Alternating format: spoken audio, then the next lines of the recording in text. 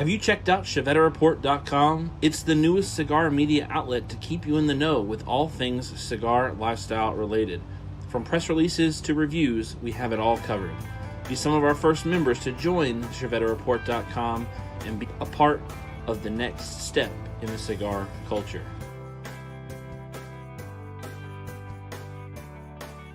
ChevetteReport.com.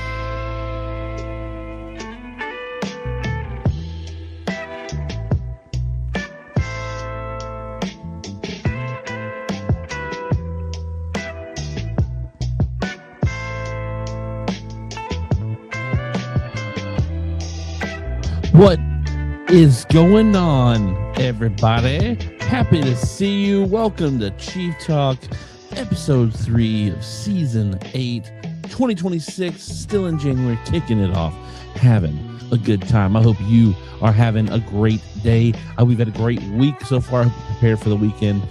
If you are in the impacted, soon-to-be impacted area that we're going to have here in the Southeast, I hope you got all your bread and your milk. I hope you got all your battens hatched and things down and power lines cleared and all that stuff, because it could be nasty this weekend. In the Southeast, we are projected to get a lot of ice, and some of us are projected to get a lot of snow.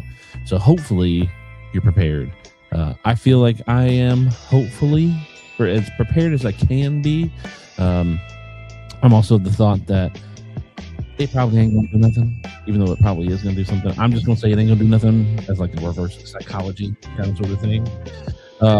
Big welcome in to Supremo Tobacco, Michael Zach, Charles Adamson, the cigar smoking arborist, Bob the cigar guy, Cigar Pop, welcome into the show. Gary Zansha, what is going on? There's Gary Zansha again. Cigar Pop, Bob Ellis, Miss Diana, welcome into the show. Hopefully you're doing well. Ron says, wow, what a time to check Facebook. I just moved to Taiwan temporarily and completely forgot. It's time for Chief Talk. That's right. Ron, I saw your post. Big move for you. We're praying for you. Hopefully everything works out, especially if you get back over here with your family stateside. Hopefully everything works out for you that you're hoping it to work out for. That's a big step in a career move. So you've got us backing you. Now, before we do get into the show any farther, I do want to say a big thank you to True State Cigar and Natura Cigars for making sure that Chief Talk is available for you on Thursday nights here at 8:15 p.m. Eastern Standard Time and Friday morning, midday in Taiwan, something like that. Hopefully you've got some cigars to smoke. Hopefully you've got something to sip on as well.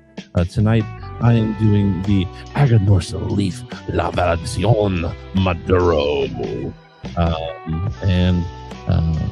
I wouldn't be a good hostess with the mostest if I didn't also bring on Bob the Cigar Guy. Welcome to the show, Bob the Cigar Guy. Hopefully you're having a good night as well. What are you smoking? What are you drinking? I just fired up this Sin Compromiso. Oh, fancy pants over there. It is treating me good. Oh my goodness, this thing is just delicious. And of course, I'm rocking on the OG of beverages, Diet Pepsi. Right? What is going on, Linder McLean? That's old Lee Mack. That's Lee Mack. What's going on? It's gonna be a good day today. Lee Mack's on the show. Hopefully you're doing all right, Lee. Hopefully you are away from all this nasty weather that's about to hit the southeast. Hopefully you are well out of the way of it. You don't have to worry about it.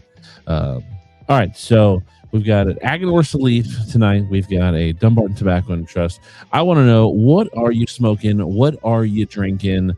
Because I don't want to, like Dojo, I don't want to smoke alone, right? I want you guys to smoke with me, and gals, because we do have Miss Diana here with us. Also, smoke anything cool during the week? I did. We're going to talk about it a little bit tonight as the show continues and goes on. But since last week, my top 20 cigars dropped. So what I'm going to do is I'm going to do one of these numbers here. Come over here and do this number here so that I can do one of these number here. Share my screen. A window. There it is. So this is my top 20 cigars of 2025. Started off with the My Father Don Pepin JJ 20th. That is the Don Pepin Garcia. Then I followed it up, or actually not followed it up. Number 19 was the Raíces Cubanas Nuevo Comienzo. Really good cigar. Really enjoy that cigar. I stumbled across Raíces towards the end of this year, end of last year, and they've got some good cigars. Actually, the only other list that I saw had Raíces Cubanas on it was Halfwheel's list. Their regular list, not the consensus, but their regular list had the Liga de Reyes on there. It's a good cigar. It's Solomon Vitola. Number 18 was the CLE Maduro, but it was the 4x40, a little shorty. Then it was the Camacho LE 2025. I had Drew Estate on here twice. Drew Estate at number 16 with the Deadwood Dominicana, Ecuadorian Connecticut shade with some. And I did not realize there was Mexican San Andreas in that cigar. Would you think that there was Mexican San Andreas in that cigar? No.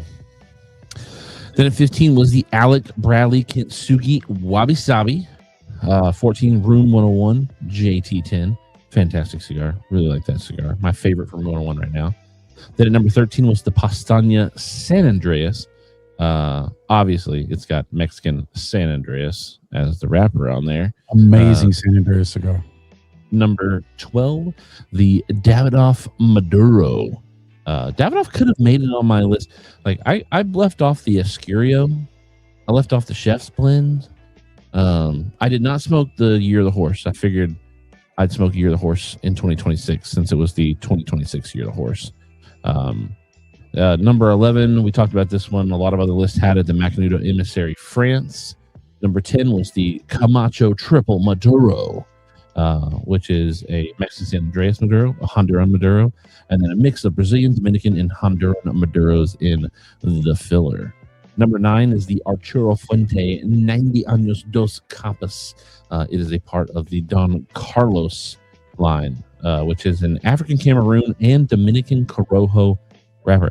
I think it's the only cigar on my list that had a double wrapper on it, which is cool because it's not like a traditional cigar that has a double wrapper where you have like a barber pole or something like that. Or you think of another cigar that I think of is the Pappy Van Winkle family, the barrel fermented one, Family Reserve, that has the Tapa Negra on it, which is a Kentucky black tobacco that is fire cured and then fermented in Pappy Van Winkle barrels.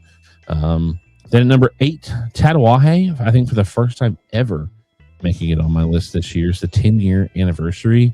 Really enjoyed that. That's the Miami. Because there was a 10-year anniversary Tuxla, and it was not the Tuxla that I smoked and enjoyed. Then there at number 7, not a stranger to my list, is the Black Label Trading Company Leto. Fantastic cigar. There was a lot of hype around this cigar with lounges when it came out, and I think it was totally 100% deserved. Bob Cigar apparently didn't like it at all. It was just too spicy. It was too spice forward. You lost. I think there's a lot of subtlety in that cigar, but because there was so much pepper on the front that I think it just kind of threw everything so far to the back, you didn't get to experience the full flavors that you could have got if it was a little bit more muted on the spicy side. After the Black Label Trading Company Aleto had the Plasencia Homo del Cielo. I did not cut the tip off the cigar. I'm over here. Man, that's a tight draw. That's a tight draw. That's a real tight draw. Golly, I'll put my marks on that one. Well, it might help. I cut the tip of the cigar off. It might work out a little in my favor. Won't last as long. Yeah, that's a good way to savor your cigars for sure. I do love a good box press. So at number 5, Drew Estate comes back in with the Nica Rustica Shade. One of my just favorite Connecticut's now. Really, really love that cigar. Then Romacraft popping in there with the Cro-Magnon Pennsylvania Broadleaf. My Father Blue with the Connecticut Broadleaf Rosado, Honduran for the binder and fillers. Then number 2, I actually mixed these up accidentally as I was typing them out. Number 2 was the Foundation 10-year anniversary, and number 1 was the Dunbar Tobacco and Trust. It was funny when I was making my list. As I was shooting the video, I was like, oops, crap, that's wrong. Luckily, editing saves the day. But it was Dunbarton Tobacco and Trust number 1, Foundation Cigar number 2, the Rebby Lovers for Tonga. What a cigar. But look at my top 4. You see that right there? Can you see it, Bob? Yes. Broadleaf, broadleaf, broadleaf, broadleaf. And then you have a Connecticut Shade. And then Connecticut Shade at number. That's right. That just speaks to the fact that we as cigar smokers are faceted like great jewels, and we can go with heavy, we can go with light, we can go with infused, we can go with all sorts of stuff. It's just whatever you like. I have 5 broadleaf in my top 20 cigars, and all 5 of them are in the top 7. It's kind of fun. Usually I'm an Ecuadorian Habano wrapper guy. Ecuadorian Habano has been my wrapper of choice for years.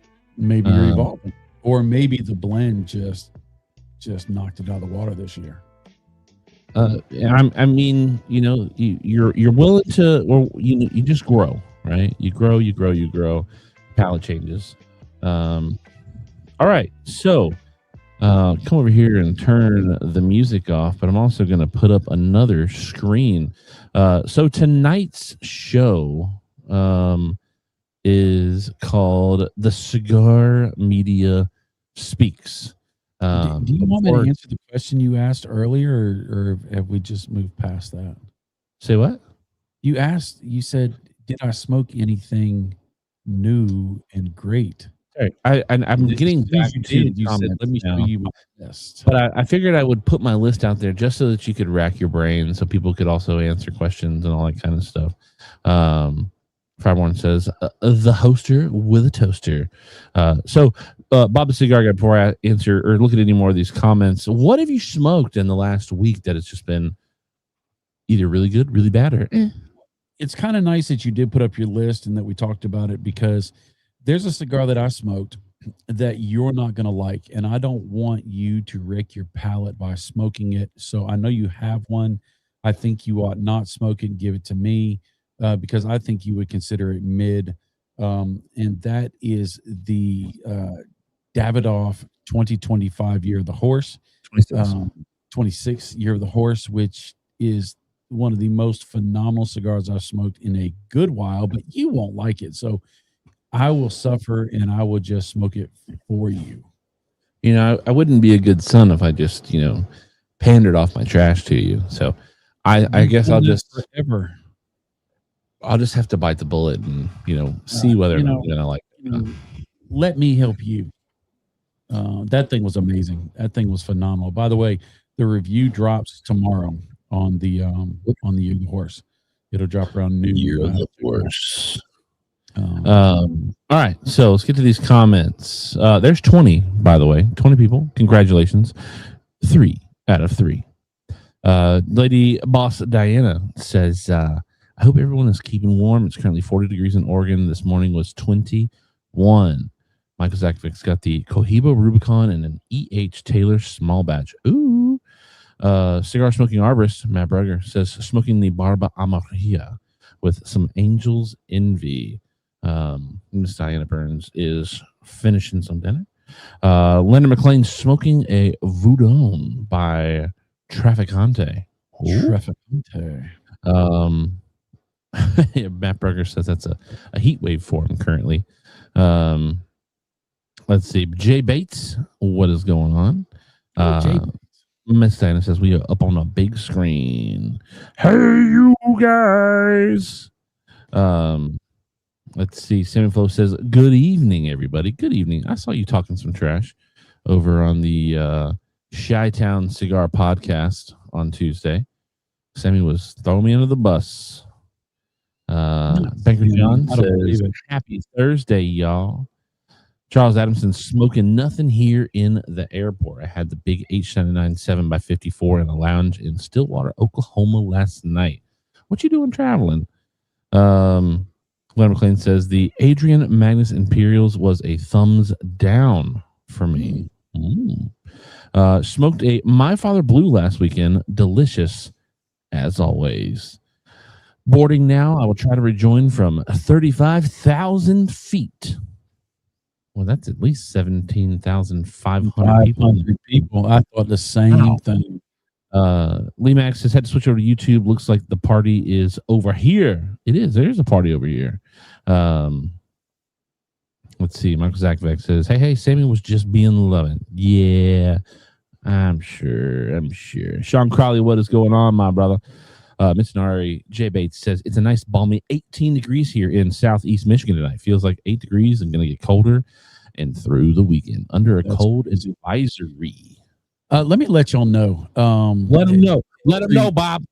Everybody in the comments that's watching, if you don't know Lee Mack, you are missing out. One of the most positive and encouraging and chillest vibe guy that I know.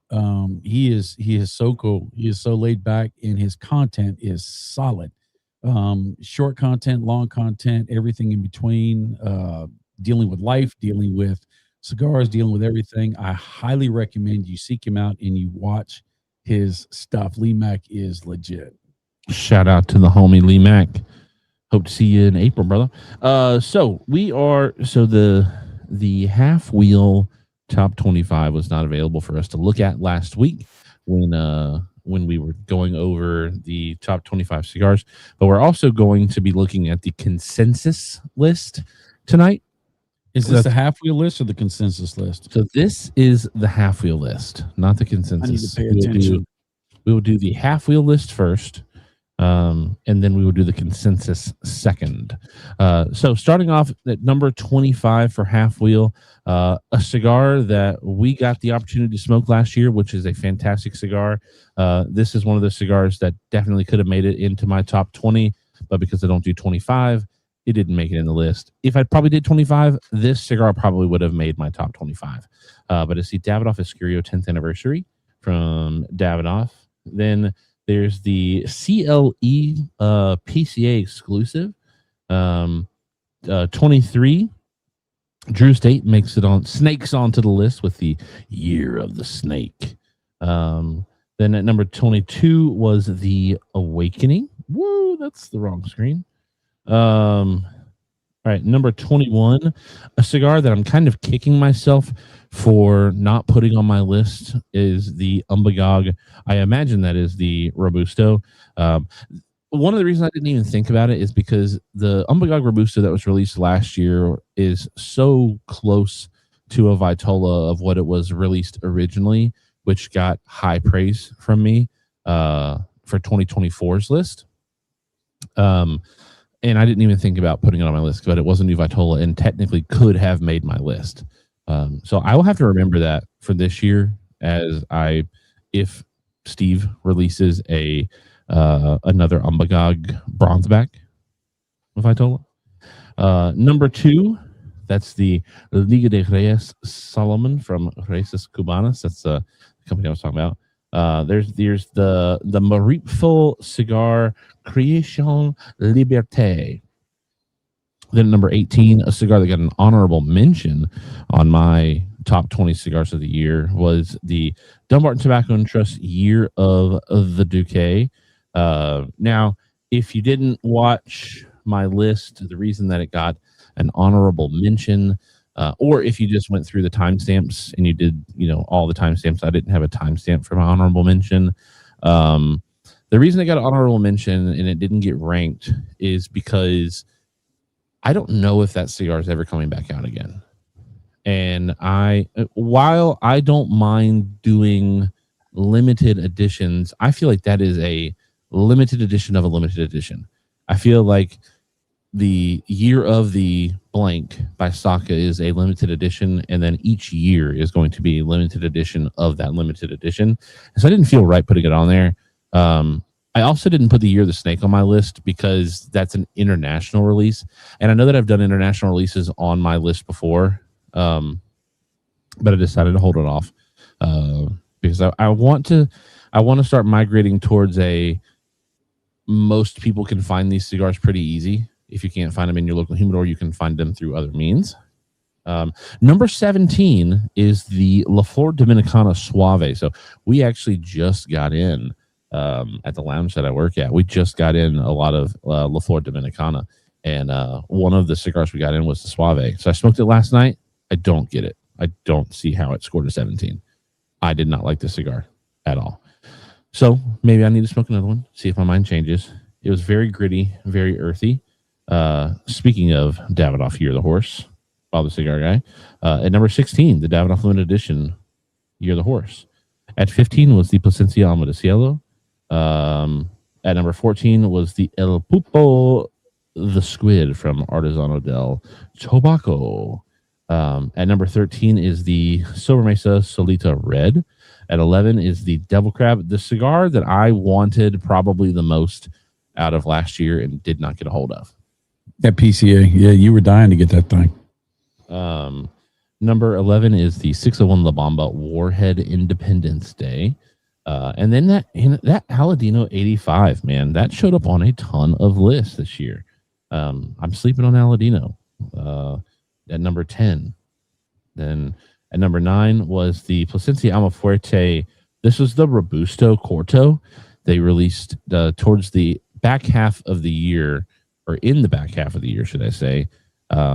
They released new Vitolas for the Almafuerte and the Alma del Fuego, I think it was. Or maybe it was just the two Almafuerte lines. Then the Perdomo Legacy Connecticut at 8. The Attaby Black at 7. The Matilde Special Edition at 6. Number 5, the Angel Cuesta Shade Toro. Great cigar. Number 4, the Patina Oro de Nicaragua. Number 3, the Padron Hammer and Dream Natural. Number 2, the Pastaña San Andreas Belicoso. And then number 1 was the Hammer and a Dream Maduro. So the Hammer and Dream Maduro and Natural take 1 and 3. That has got to be a pretty darn good cigar. So what do you think about that list, Bottom Cigar Guy? You're taking notes over there. What are you taking notes on? Well, I'm taking notes because tomorrow, my list, the top 10 of my list is going to be in a competition, a battle royale on Cigar Dojo, and I've been put in a group of amazing media personnel. Halfwheel is one of them. Cigar Coop is another, and Discovering Palettes is a third. And so basically, they're gonna tomorrow night. Developing Palettes, yeah. Tomorrow night they're gonna put all our lists out there and allow the viewers to decide who's got the better list. And so I'm just sitting here trying to figure out because I hadn't looked at anybody's lists. Kind of figure out if Halfwheel has any parallels with me, and they don't. Lee Mack says, appreciate you, Bob. Looking forward to catching up with you again at the trade show. Mac Bergen says, Mac, I'll ruin this joint. Jay Bates says, thanks, peeps. I'm not going anywhere. Probably kick out the fireplace and kick on the fireplace and sip on some bourbon. Get heated from the inside out. Chicago is going to be cold, but not that cold. Bob says, I had a couple of the Devil Crabs. Good stick, but I still prefer the West Tampa Reds. Chi-Town Cigar Podcast. What is going on? Hey, peeps. How's it hanging? It's hanging. Mike Zekvik says, the Devil Crab is a good smoke. Let's see. That Padron ain't cheap. No, it's like $60, right? Yeah. That Padron ain't cheap. It is not. I know a guy who can get you a little bit of a discount, though. He did Halfwheel have any Cubans? I don't think so. Do they usually? I thought they did. I might be mistaking them with mixing them up with Cigar Aficionado. Okay, so maybe Mariteville does because their binder and filler are undisclosed. And I have heard in the past that sometimes when company put undisclosed on their cigar, Byron, it might be Cuban tobacco. Byron. So that is Halfwheel's top 25. On Halfwheel's top 25, I'm going to count my honorable mention as one. So 1, 2, 3. I shared. Oops, stop it. I have 3. You had the San Andreas. Was that on the your San list? Andreas? I did. The San Andreas, the bronze back, Solita Red, the Almaday Cielo, and the Solita Red. So 4. Oh, okay. Well, darn. You beat me. Let's see. Solita Red is a good smoke. Oh, that's the red from West Tampa. Sorry. They talked about how Cubans are hard to get. All right. Let's see. And then this is the consensus. What I'm going to do, I'm going to hide this for just a second so that I can go all the way to the bottom. Now, I did have, I think, 5 cigars on the consensus. Let's put this back up. There we go. All right. So, also, can we just take time to appreciate, like, the little bit of the media level that's stepped up this year for Chief Tom? How everything's nice and ordered, and there's you got a perfect cutout for the screen, and I'm moving things around and whatnot. Like, it's a pretty nice little step up. That's not bad. All right, so I noticed green is the theme. Always. All right, so the consensus, if you are unaware, the consensus is a conglomeration of 50-ish cigar reviewer lists. Some lists have 10, some lists have 20, some lists have 25. I think we were the only publication this year that had multiple lists, so our scores got divided in half, which kind of sucks. That's kind of suck. I wish that Charlie would allow your list to be a top 25 and my list to be a top 20. I get it in the sense that we come from the same media publication, but I wonder if I published my list on ChevetteReport.com, I wonder if he would still count it as probably cigar guy. Probably. But hey, it's their list, so they're gonna do what they're gonna do. Now your number 21 through 25 get the full credit for their number because I don't have 21 through 25. They don't get split up. But there were a ton of lists, and we can go back over that here in just a minute. But for the consensus, there was not a number 25. There was a tie at 24. So tie at 24 is the Rare Finds 1229 to 42. Never heard of it.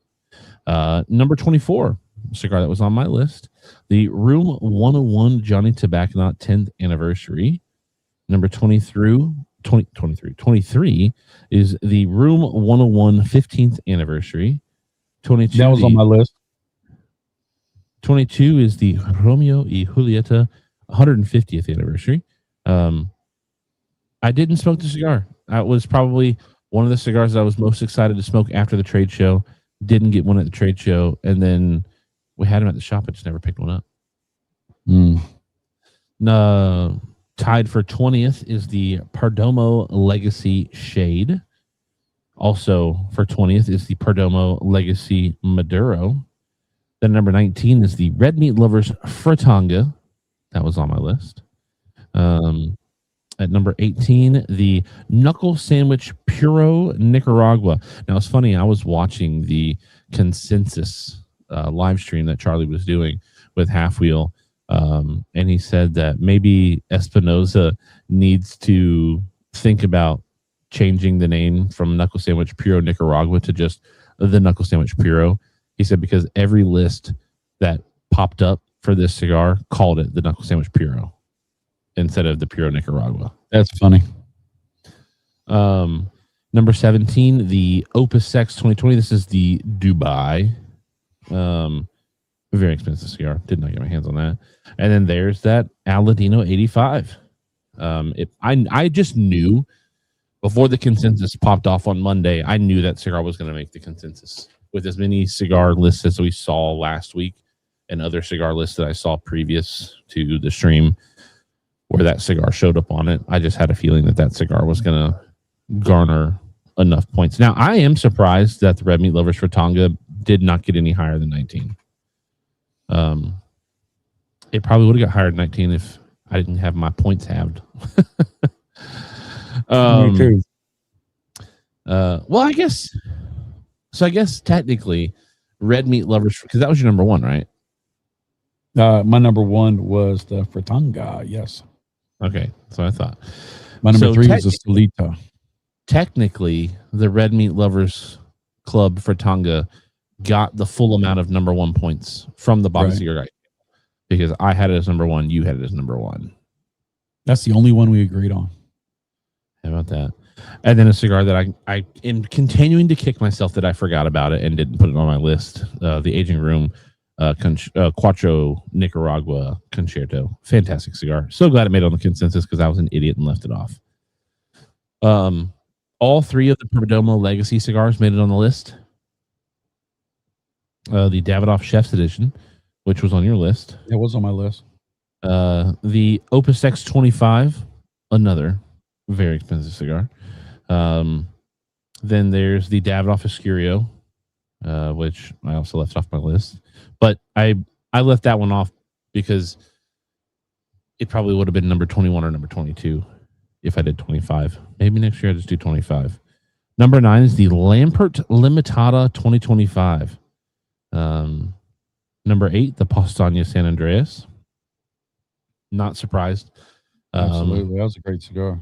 I mean, it's higher on the consensus than it was on my personal list because I think I had that one at number 13. I was at 18. Number 7 is the Bandolero Premium. Number 6, the HVC La Rosa 520 10th anniversary. And then this one was kind of a quandary for Charlie as he was talking about it on the live stream. I can't remember if he said he had never heard of them before. I've never heard of AG Cigars. Or if it was just, wow, it's such a small company. He just kind of surprised that it got up there. But number 5, I've never heard of AG Cigars. I've never heard of it either. I've never seen them at the trade show. I've never heard of them. I've never seen anybody else smoke them. You'll see them on Facebook now. Well, that's the thing. I mean, I'm sure that company is probably getting all sorts of accolades because they have the number. If they have the number 5 on the consensus, that means a lot of cigar list had them very high. Absolutely. Number 4, the Val 1125. Number 3, the Plasencia Alma de Cielo. Number 2, the Sobremesa Solita Red. And number 1, the My Father Blue. Not surprised My Father Blue is number 1 at all. Not a bad cigar, but I don't think it's number 1. So I got 6 I had 5 on my list. I had the My Father Blue, Alma de Cielo. I had the San Andreas from Pastania. I had the Red Meat Lovers Fratanga and the Johnny Tobacconaut 10th anniversary. Here's the fun thing about this. Each cigar, most cigar reviewers will get some of the same cigars, right? But a lot of cigar reviewers will get different manufacturers will send them stuff where they will have exposure to different brands and stuff. And so lists change based upon exposure, because if you didn't smoke the cigar, how are you going to review the cigar? And so it's kind of neat to see the diversity across the board. I think the consensus list is the best list in my mind, paralleled with Jeff Borchwitz's list. I really like his list. That's what we're going to do. There's no emotion in it. It's how many were sold out of my shop, singles, boxes, price points. It's so we've talked about the list that Jeff Borchwitz puts out every year that has to do with their hold on a second, let's do that, and then this, not that one, this one, no, this one, there it is. I'm a fan of that one in a sense that shows what Corona Cigar is able to put out. It kind of shows the, what people are buying. It does not give an accurate representation to the cigar culture, I think, though. Agreed. Because you have a lot of people who grab those cigars who they only smoke cigars every once in a while, and so that's the one they want to smoke something sweet, and so that's the one they go for. But it is a buyer beware type list.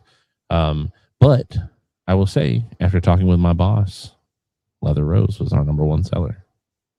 Was it really? Because I was going to say, I bet the Jeff's list, Leather Rose is way up there. Leather Rose is taking the world by storm. But the number 1 new seller to our store was the My Father Blue. Really? Yep. All right, so I brought this back up. So also in the consensus, they go ahead and they break it down a little bit too, and they add in the some other accolades. So we'll go through these. Nicaragua is over 50%. I'm not surprised. And then the Dominican Republic, about half of that, and then on and down. It is nice to see the USA. Yeah, they're up above in Mexican San Andreas. Yeah, but we're below Costa Rica. Can you think of a Costa Rican cigar off the top of your head? Not off the top of my head. I wonder if it's. I know that I've smoked Costa Rican tobacco. I know that I have. Let's see. I don't think I had any Costa Rican tobacco. Let me see. Wrappers.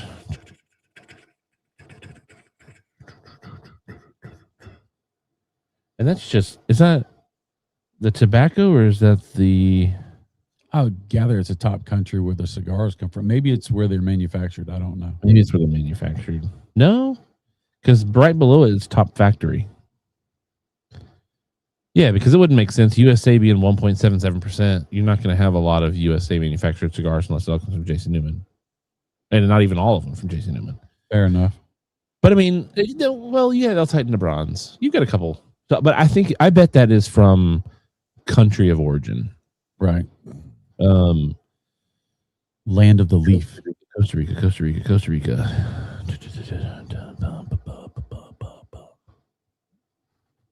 I don't see any Costa Rican tobacco in any cigars that I listed out the information for. I see Nicaragua, Pennsylvania, Honduran, Dominican Republic, Brazilian,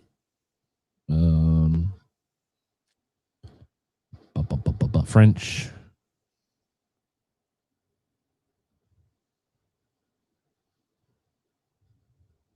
Yeah, those are the countries that I'm seeing of origin for Ecuador. Attaby is Costa Rican. I've never smoked Attaby before. Honduras. St. Louis Ray. I had some St. Louis Ray. All right, let me drop that off. I'm gonna come over here. Let me pop the comments up. Tamarind says Leather Rose is one of his favorites. Cigars Amanda says all of selected tobacco.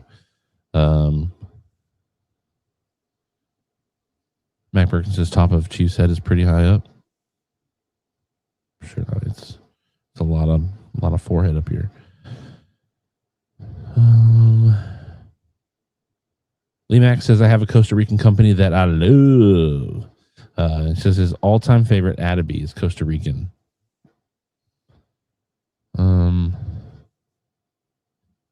All right, so continuing. Top factory is AJ Fernandez. And then number 2 is Fuente. Number 3 is Tabacos de Costa Rica. So I guess that's what you got to look at is what cigars come out of Tabacos de Costa Rica. Right. Number 4, my father. Number 5 is Naxa, which I believe Naxa does some of Dumbarton Tobacco and Trust, if I can remember correctly. Kellner Cigars. 7 is Davidoff. 8, Plasencia. 9, Fabrica de Tabacos Joya de Nicaragua. Ooh.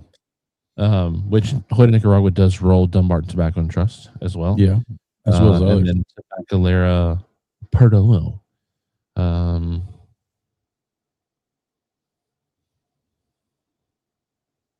Most of the top 10 factories were on last year's list. There were 3 new ones: Kellner Cigars, Plasencia Cigars, and Tabacalera Perdomo. Kellner Cigars and Tabacalera Perdomo, this is the first time to make the list. Top company, Scandinavian Tobacco Group, at 5% of cigars. Scandinavian Tobacco Group would have been, I guess technically Scandinavian Tobacco Group gets credit for Room 101 because they own, which Room 101 just got pushed over to Forged. Or no, they got moved from Forged over to General, but Scandinavian Tobacco owns General and Forged. So it's kind of weird how that works out. But I wonder if Johnny Tobacco and the 15th anniversary Room 101 are under the Scandinavian Tobacco Group moniker. What else will be Scandinavian Tobacco Group out of the consensus? Well, I'm still on the consensus list. Comes out on top. Last 5 years, SCG has finished 1st, 2nd, 3rd, 4th, and 5th, albeit not in that order. 2 companies are tied for 3. Davidoff has the longest streak. Made every top 10 company of the consensus except for the first one in 2012. Dumbarton Tobacco and Trust worst finish since 2015. Its first year in business. Yes, it's been 1st or 2nd every year. Dumbarton Tobacco and Trust has had 28 different appearances on the consensus, the most of any company. And then there's comparison of datas. My Father Honduras Blue marks the first time My Father has taken the top spot and first time that a Honduran cigar has taken the top spot. Got the most points by appearing on more lists than any other cigar, 17 lists, i.e. about 1/3 of all the sites that were used. Sobermesa Solita Red, which finished 2nd, was on 14 lists. This is the 7th time Dumbarton Tobacco and Trust has finished 2nd.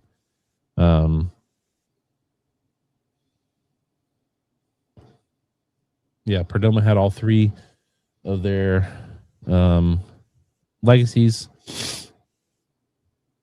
And then here's the AG Cigars. While watching YouTube videos, I started to notice a trend. AG Cigars, a brand I was barely familiar with, was showing up a lot. And when it was mentioned, it seemed like there were other brands that were often in tow. AG Cigars mentioned by 14 different lists, for a total of 21 times. Whoa. Pretty sure all of those lists are from YouTubers. He's casting shade on YouTube. Shame. No. Honestly, I think Charlie really respects YouTubers, because the list is compiled by people who run print media and YouTube channels.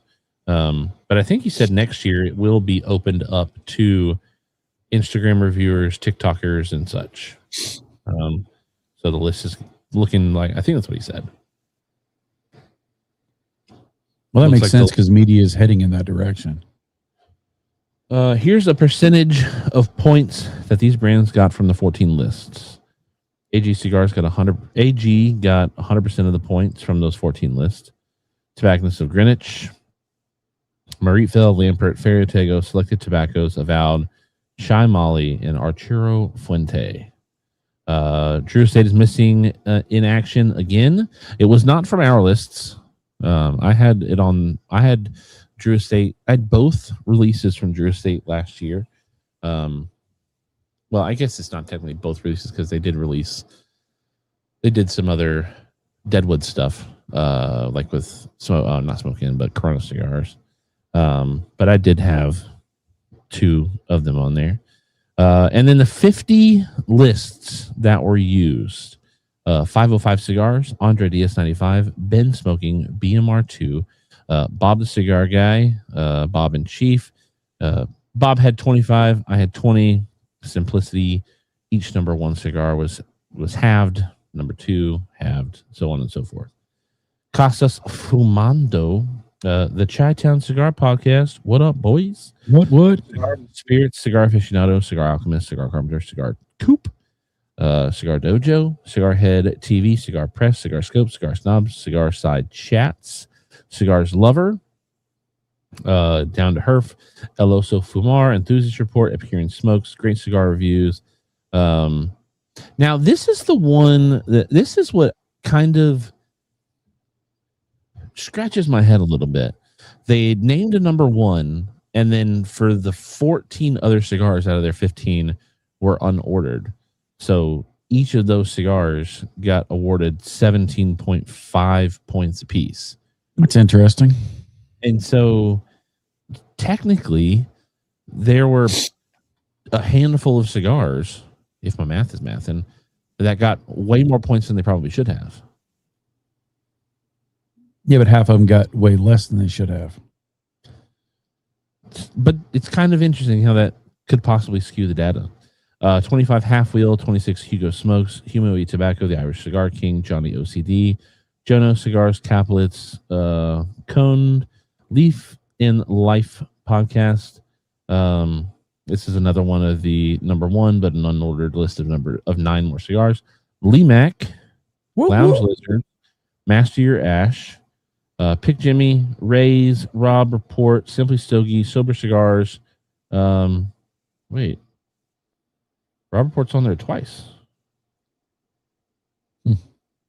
Huh. It must be a typo because it's the same exact thing 2 times. Smoking Tobacco, Stogie Press, Texas Cigar Society, Cigar Collective, Secret Stash, Tiny Tim, Todd the Cigar Idiot, and Tuesday Night Cigar Club. What up, my boys? So those are the lists that were used for the top 50, or the 50 list for the Consensus 2025. Shout out to Charlie and the gang for putting all that information together. That's a lot of data to put together. It's a lot of work for a list that's not theirs. And that's pretty cool. It's pretty dope. It's a lot of work. All right, let's come over here, remove that, come back to this one, and there we go. So pretty cool to see. The one thing I love about the Consensus, aside from the fact that it has my cigars on there, obviously the more cigars you have on the Consensus means the more your palate is kind of vindicated by other cigar reviewers, right? You've got Dojo on there. Halfwheel, Chi-Town Cigar Podcast, Lee Mack, Rob Report, Pick Jimmy. You got a lot of people on there that are proud of the way that they smoke cigars and they taste cigars and they tell people about cigars. And having cigars that you found impressive on your list that also show up on the list of others, for me, it's like, ooh, I'm glad to see that they like the same cigars that I did, because that means that when people ask me about the cigars that I had on my list, I can say, well, look, they had it on their list too. I'm not a total idiot.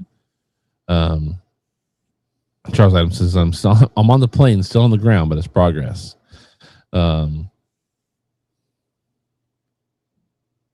definitely go on to Halfwheel's website and check out the consensus list, and then go down to the very bottom and look at the other lists.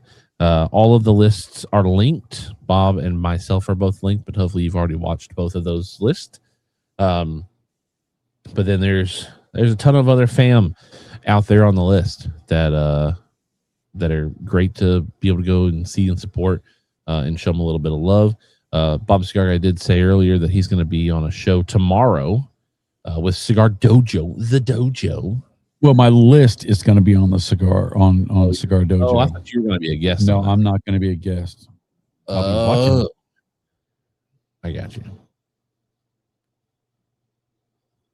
So no, that should be the last show of the year, where we talk about lists. I know we talked about lists last week, but I thought with the consensus coming out and Halfwheel dropping their list, I thought it was pretty appropriate to do a show based around that. Also want to give a quick shout out to my boy Chris Duque and Jay Bates for hitting the love button over on Facebook, and then Tyrone Thomas, Sammy Flo, Keith Miser, Mike Ruckdashil, Mac Berkson, and Ron Maggio for hitting the like button over on Facebook. Do greatly appreciated. And everybody who's over on YouTube, I know you guys have smashed the like button already. I just wish I could see those numbers. If you haven't, do hit the like button. Do subscribe if you're not subscribed. And if you're on Facebook and you're watching and you haven't yet, hit those buttons. Hit those buttons, baby. Follow the page. Share it to your favorite cigar groups. Now, it's time for Stick Pick of the Week. And this week, it's not Gary Brooks. Congratulations to Michael Zakovic for this week's Stick Pick of the Week. Smoking a little stogie. Look at the smoke trailing off of that thing. Got his Chi-Town Cigar Podcast sticker on his. Hopefully that's water, but if that's Jack Daniels, Michael Zakovic got toasted. With a little greenery with the plant in the background. There were a good selection of photos this week to choose from. Yeah. Let's see. So while you were doing all those stats and everything else, I started chasing a rabbit hole, and I looked at our list that we've been on for years of the top YouTubers. And I think one time we were at like 11, and we've been at 17 and stuff like that. This year, we are the fourth mention on the YouTube cigar channels for 2026. Nice. What is that information coming from? Feed Spot. Oh, cool. All right. Chi-Town Cigar Podcast says, I was surprised by how many cigars were unique to the various lists. So many to choose from, each appealing to different palates. And that's the beauty of the consensus, right? Is it brings out the best in everybody. My palate and Bob's palate are not the same, but they're pretty close. I mean, obviously we had some cigars that intertwined, but I bet if Bob would have done the research on his cigars for wrapper, binder, filler, that we would probably have a lot of the same wrapper, binder, fillers in the same areas. Now, Bob does be a little bit more on the Mexican San Andreas than you would, but yeah. Now, Bob the Cigar Guy does not do it how I do, where I do all cigars that are new to me in that year. Right. They're not all new cigars that came out in 2025. Sorry about that. Because I think every cigar that I had on my list, except maybe So the CLE Maduro's been out for longer than last year. I don't know. It wouldn't have been. That couldn't be a redo. Davidoff Maduro, I think, has been out for a while. The Camacho Triple Maduro, I believe, has been out for a few years. The Tatawahe 10-year anniversary. I don't know if that was brand new to last year or not. I don't do a lot of Tatawahe. And then, but everything else, the Dumbarton Frontaga was last year. Foundation 10-year was last year. My Father Blue was last year. Roma Craft Cro-Magnon. Now, Roma Craft Cro-Magnon was at the tail end of 2024. I didn't smoke it until 2025. Nica Rustica Shade was new. Alma de Cielo was new. Aledo was new. 90 Años Dos Capas from Arturo Fuente was new. Macanudo Emissary France was new. Pastaña San Andreas. Room 101 Johnny Tobacco Not 10. Alex Bradley Kintsugi Wabi Sabi. Drew Estate Dominicana. Camacho LE 2025. Racist Cubanas Nuevo Comienzo, I believe, is new. And then the Don Pepin Garcia JJ 20th from my father, also believe is new. So I had a lot of. Go ahead. No, go ahead. I like how, I mean, we have two different list styles, and they both have value. And I think your list gets watched more than mine does. I know it did last year by a ton, because you're doing what's new and what's fresh, right? The new things. Because like you said, most of the cigars you had, all the cigars you've had, you never smoked before that year. And so most of them have to be new. And that's really cool, because people want what's next. People want what's new, what's hot, what's fresh, what's this and that. But then also, when you go into with my list, I could have a cigar that I've smoked for 10 years, and it just beats the other new cigars. And I think there's merit in both ways of going. And I think there's value in each one of those, because number one, now that these lists have come out, these top 10 cigars, they're going to be hard to find, because everybody's going to buy them. And so you still have to go back to something that's good and something that you've liked before. And I like that. So Charles Adamson says, how come the BTCG YouTube channel isn't on the in-flight YouTube? It should be. And then Lee Max says, dumb question of the hour. What does BTCG stand for? It's just quicker to say Bob the Cigar Guy. Now, it is funny because G and H are so close on the keyboard. I have typed out BTCG in so many things, and it puts it BTCH, and it's like, oh, gotta fix that. Yeah, you'd hear from me if you did something dumb like that. Thank you for checking that. Chi-Town says, if you like spreadsheets, Halfwheel shares theirs, and you can download it. Yes, they do. I'm not going through that. Chi-Town says it's probably Dr. Pepper in the cup.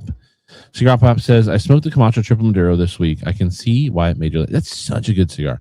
And as I talked about the cigar a little bit during I tried to give a very brief overview without getting too long on my top 25 list.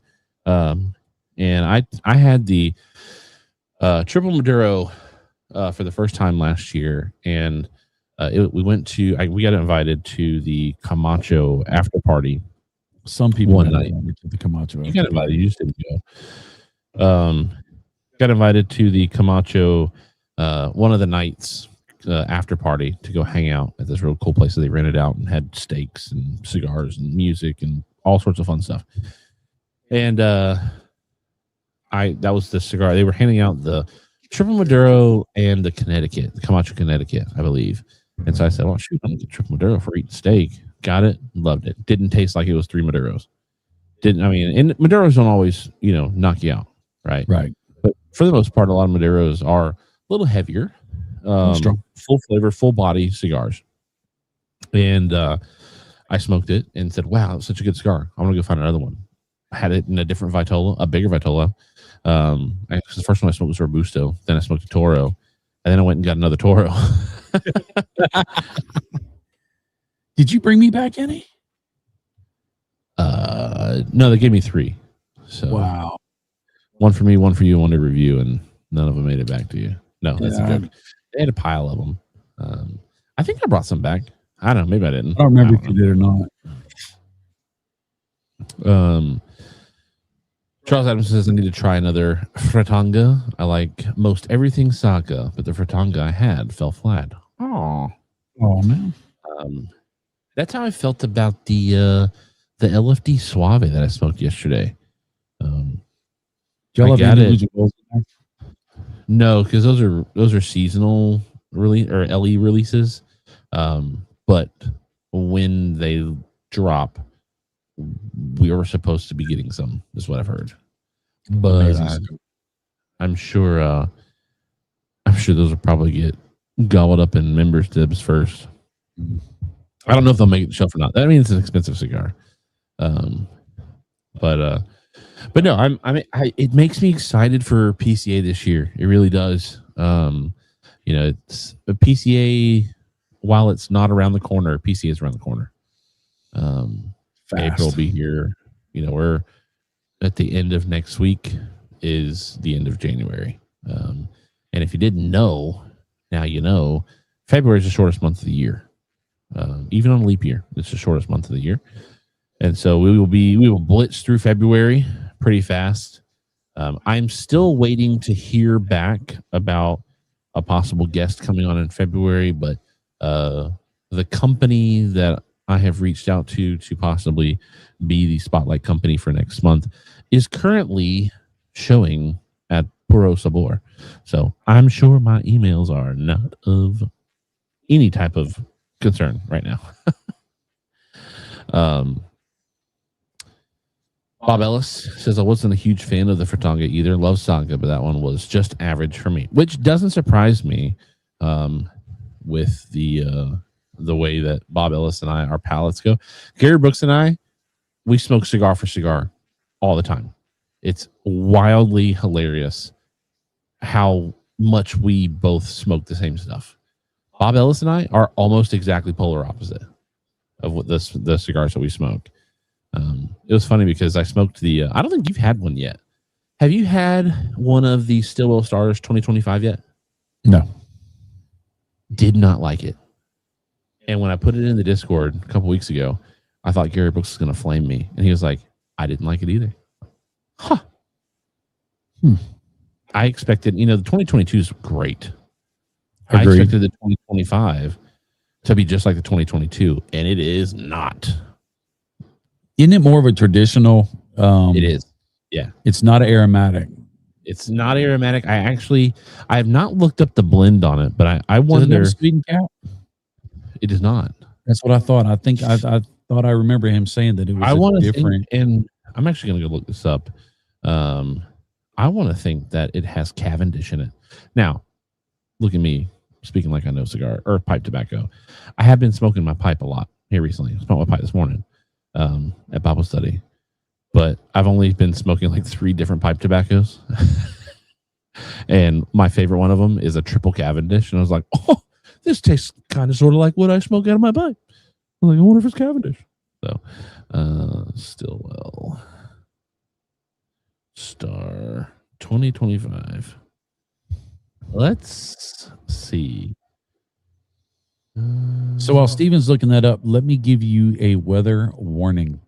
There are threats to our weather here in Travelers Rest, South Carolina, that we may have inch plus of ice, which we're in South Carolina. So our power lines and our trees are not used to that.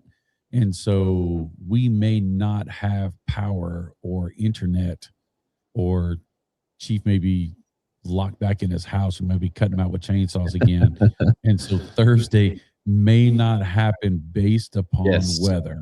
So yeah, there's a high chance. Well, no, there's a chance that Chief Talk may not happen next week just because of, and it really wouldn't be because of power or internet here per se. It would be travel between there from my house and your house.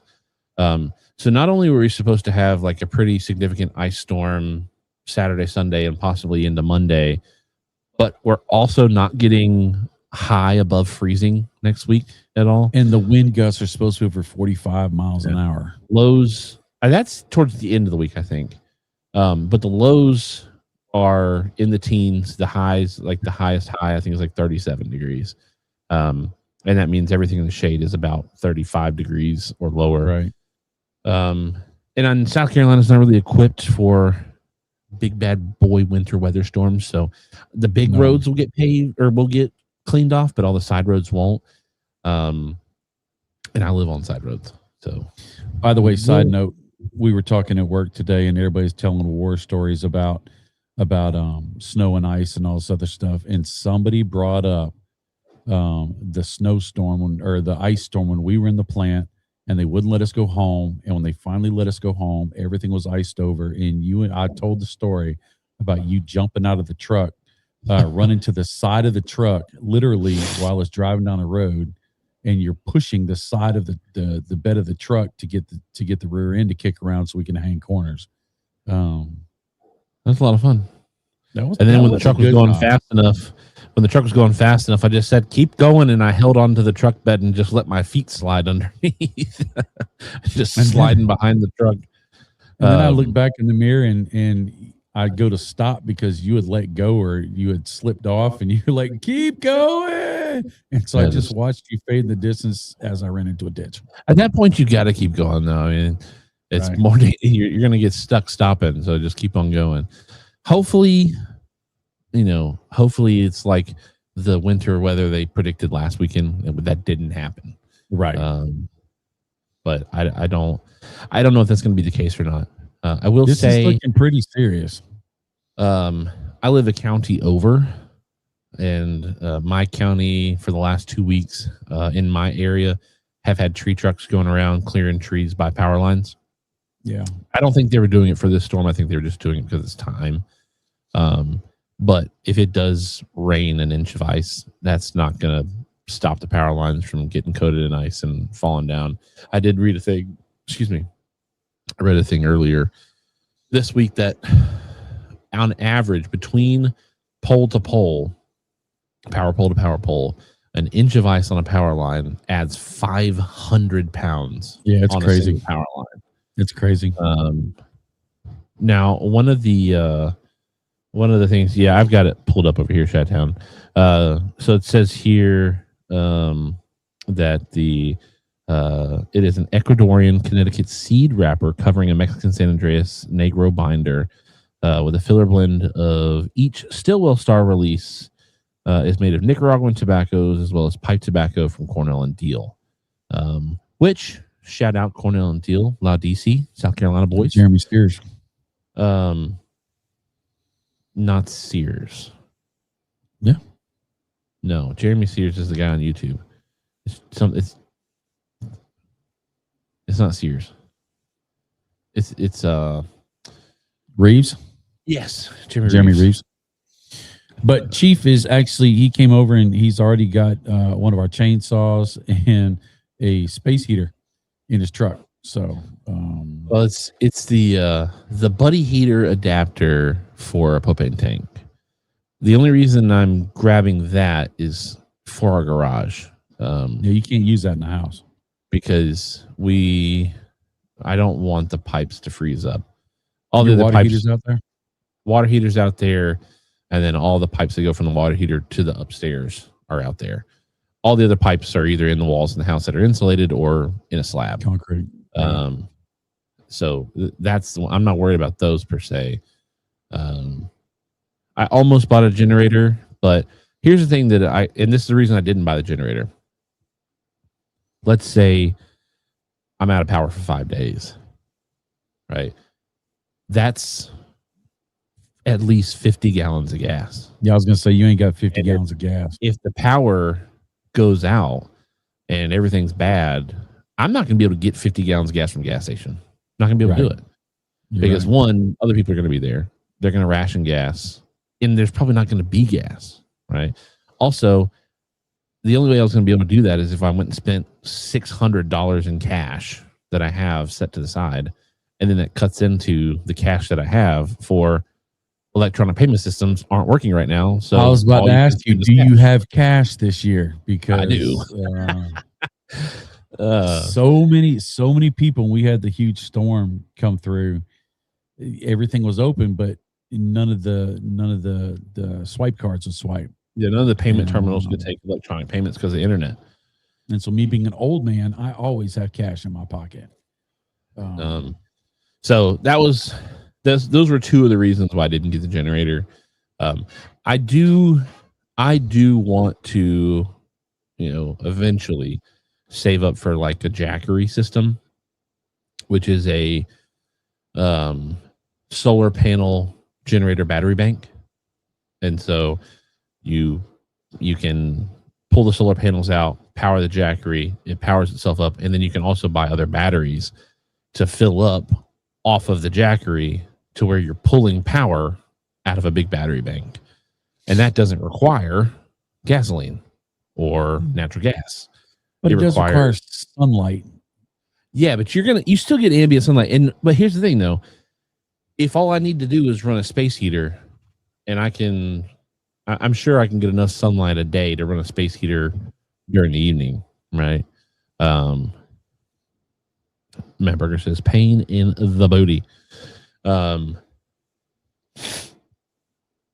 think it would be cool, to have a generator, but again, you kind of get to that situation where if you're, 4 or 5 days out of a generator, generators, you're not supposed to run them for 8 days on end. Well, that depends. If you get a Honda generator, I think you can run that thing forever. But you're supposed to do oil changes on those things. But if you get a Harbor Freight generator, you got to shut that thing down every once in a while. Well, Gary, you're right. Just because I don't have power doesn't mean the gas station doesn't. But so it's from what I'm saying is, if I'm out of power, right, and I'm on day 3 and I'm 20 gallons in, and I need to go refill up my gas tanks, by the time I get up to the gas station, how many other people are going to be there doing the same thing that I'm doing? How many trucks would have been able to deliver fuel to the stations? Right? Are those trucks that are carrying hundreds of thousands of gallons of fuel going to risk getting on an icy roads with crazy drivers? Probably not. Because not only was that a fire hazard, it's a DHEC situation. Maybe not DHEC. Well, it's an OHEC. Like, oh heck, I can't believe I'm going in that ditch. Is it OPEC? Maybe I don't know. It's a natural disaster situation for sure. Generator runs on the house natural gas and go 50 hours between oil changes. Yeah, so you've got to. That's my boss and I were talking at work yesterday. Yesterday because I went in yesterday. We were talking about all these people who are selling generators on Marketplace. And it's like, yeah, I got a generator that only has 85 hours on it. Like, yeah, that's because that's the generator you bought during Helene, and then you ran it for 85 hours and didn't do anything with it and shoved it back in your garage. And now you're going to sell a generator. I saw a guy on Facebook today selling a 6,500 kilowatt generator for $950 on Marketplace. Had 81 hours runtime on it. It was beautiful, mint condition. It looks like it had only been run for Helene. And he was selling it for $950, brand new, out of the box from Ace Hardware. Same generator, $899. He'll sell it though. Freaking scalpers, man. Did you also notice on Facebook Marketplace, people are selling the roofs to Easy Go golf carts? Oh, the sled.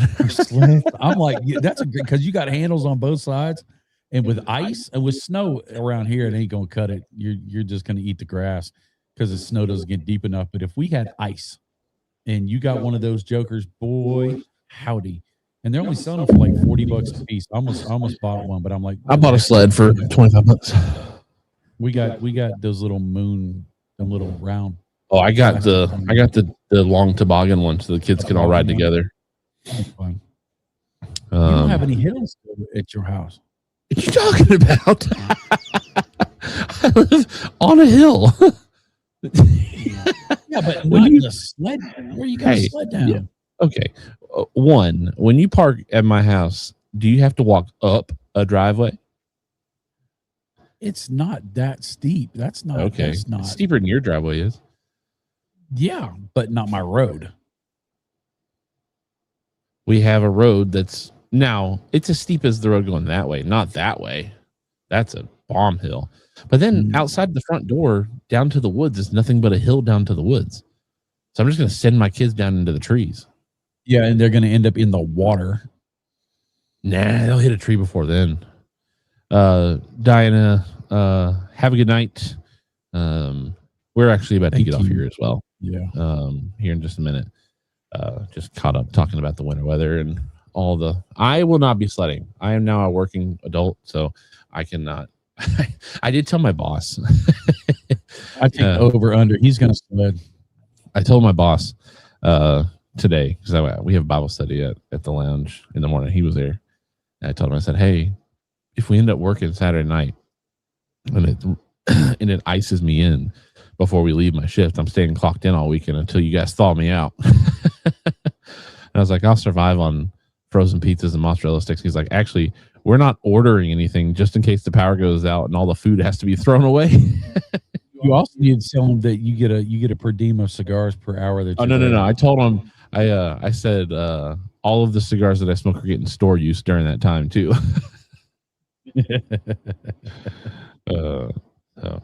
I have worked some ice storms and we were able to get gas from the saws and the trucks.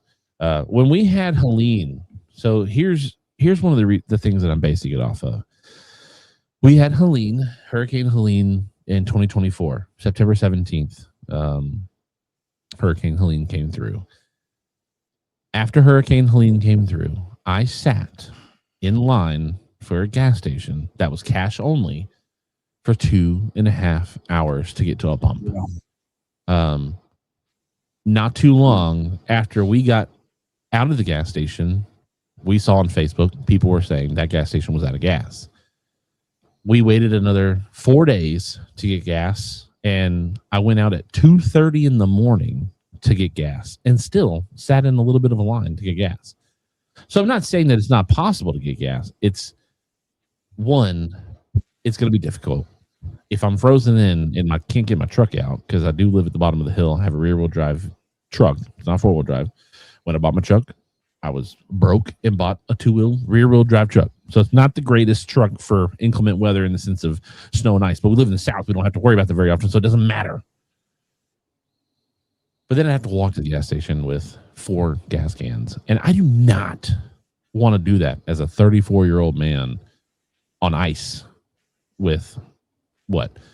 1 gallon of water weighs 4 pounds. I'm sure gas is probably around the same. So you're looking at 20-ish plus pounds per. So you're looking at water only 4 pounds. I think it's a gallon of water is 4 pounds. Think of a gallon of milk.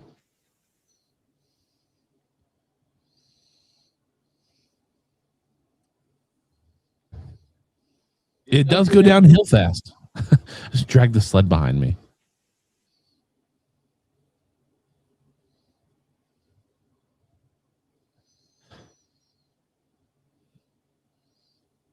Gallon of water weighs 8.34 pounds. A gallon of sparkling water weighs 7.25 pounds.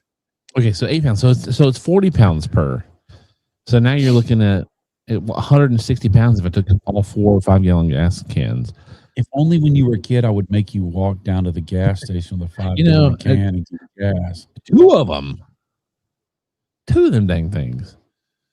All right, so that's going to be the end of the show. If we don't have a show next week, we will let you guys know, hey, we're not going to have a show because of the inclement weather. Hopefully, our weather is not so bad that we cannot, get to Chief Talk. If that's a problem, then we got other problems too. Hopefully, we don't have to worry about houses or anything like that. Safe. But if we don't have Chief Talk next week, we'll let you guys know. Next week is the last week of January. Hopefully I hear something back from the company that I want to do the whole month of February with sometime before February. It would be real awkward if I started it and they were like, we don't want to do that. If that happens, I do have graphics ready to go out, and those will get posted across Facebook and Instagram and on the Discord. Do go hit up Halfwheel, look at the consensus, go check out the other lists from others. Obviously, Lee Mack in here. Go check out his list. Yeah, absolutely. Do yourself a favor, check out Lee Mack. Chi-Town Cigar Podcast, also in here, have their list. Check out their list. And compare it to the cigars that you smoked last year. If you didn't smoke those cigars from last year, go find them. Let me know what you think. Bob the Cigar Guy, close them out. All right. So remember, everybody's putting out lists right now. Lists are fun, lists are edutainment, but the most important list and the best list that you can have is the one that you have, because cigar smoking is about you. When you take that time for yourself and you spend your money and your hard-earned time, it needs to be what you like. So if somebody's list, if none of your cigars is on the consensus list, that list is wrong for you. Enjoy your cigars, no matter what the price point, no matter what the blend. Have a great moment, because we all need moments. Now, know this: if Chief can't come out Thursday night because we've got no power and there's ice on the ground, I will be smoking in a jacket in here in the dark. So think about me, because I'm going to be smoking all these things. I keep warm with my cigar, just hold my hands over and keep toasty. So y'all be safe, and we'll see you hopefully next week. Chief, back to you. All right. So we are going to end the show here. Again, thank you to Drew Estate Cigar, Natura Cigar, making sure that Chief Talk is on the air and available for all of you to be able to hang out. We did hit up to 28 tonight. So we're getting into those numbers again. We're going to start seeing if we can't push. Last week, I think we struggled with the numbers because Facebook was doing something weird with live streams. I went to go back and look at the rebroadcast of the live stream last week, and a lot of the live streams off Facebook had been removed and deleted. And then I couldn't even interact with the latest live streams that were on there. So it looks like Facebook was doing a little bit better tonight in the sense of visibility. It tailed off there at the end, or most of the end of the show. We had 24 people on YouTube and 2 people on Facebook. So hopefully Facebook's not doing something weird and we just have to broadcast over here on YouTube from now on. But if that's the case, hey, most of you are over here on YouTube anyways. Hopefully you find something good to smoke this week. Hopefully you find something that's tasty, quality, and worth your time smoking. If you are in the path of any of the possibly affected areas of the snowstorm this week, stay safe. Do what you can do to not get into any kind of trouble if possible. I'd say call me and I'd come help you, but most of you live really far away from me, so don't call me. Call your neighbor. If we have a situation, again, if we have a situation next week, we'll alert you all, whether or not we're having a show or not. Hopefully it's just another one of these, it's going to be bad, and then it's just rain all weekend. But we will keep you guys posted, keep you guys updated, and we will try to be as safe as possible as well. I have a wife and 3 kids, and I'd rather not do anything stupid to jeopardize not being with them anymore. I also have a job now, so I gotta make that money, baby. All right. Love you all. Thank you all for hanging out. Do support the sponsors, and we will see you hopefully next week. Check out the Discord as well. If you're not a part of our Discord, go jump in it, hang out with us. Bye. Have you checked out ChevetteReport.com? It's the newest cigar media outlet to keep you in the know with all things cigar lifestyle related. From press releases to reviews, we have it all covered. Be some of our first members to join ChevetteReport.com and be a part of the next step in the cigar culture.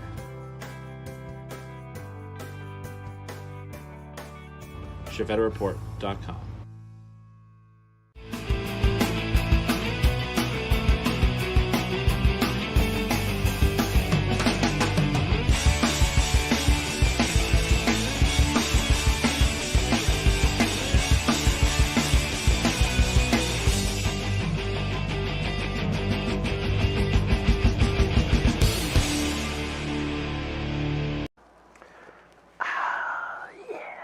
Time to relax.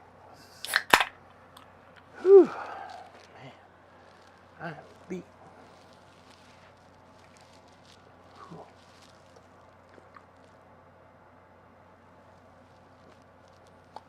What are you doing? What are you doing here? Show's over.